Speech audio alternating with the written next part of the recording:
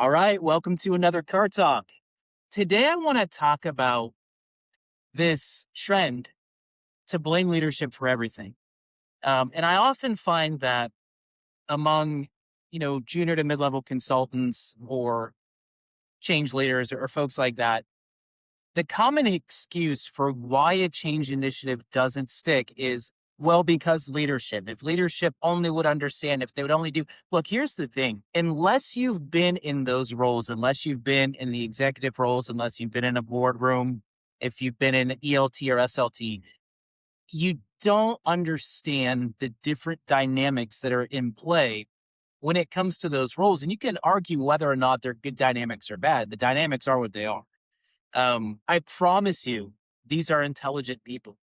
I promise you that they see and understand what it is that you're trying to do with these change initiatives. But I promise you as well, there's other things that are in play that you're most likely not privy to that are preventing the success that you want. So, what I challenge you to do is to be empathetic, to seek to understand what takes place in those meetings, what takes place in nobody cares about your way of working or anything like that. What they care about is EBITDA, bottom line profitability, margins, right? That's all the conversation is about. So I encourage you to think about that and to think about how the things that you're trying to do, whether it's a change initiative, whether it's a way of working, whatever it might be, really think about how this thing that you want to do can help the leadership team achieve the things that they need to do, right? How is this going to improve profitability? How is this going to improve EBITDA? Are we going to get more sales? Is this going to be a cost saver? What is it going to be? And speak in their language. This goes back to focusing on the outcomes. It's really about outcome over dogma.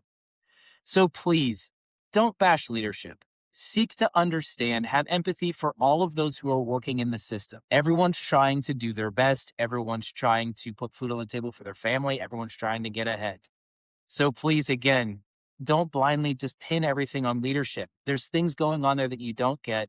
Seek to understand. Listen to the earnings call. If you want to know what pressures leadership is under and you're in a publicly traded company, you're serving a publicly traded client, just go to the earnings call and listen. You'll understand everything. It's very black and white. The analysts will tear your leadership apart or praise them. Those give you the levers that you need to understand how to best serve your organization. So bottom line, stop, just please stop trashing people in general, but stop trying to pin what you perceive as a failure on leadership.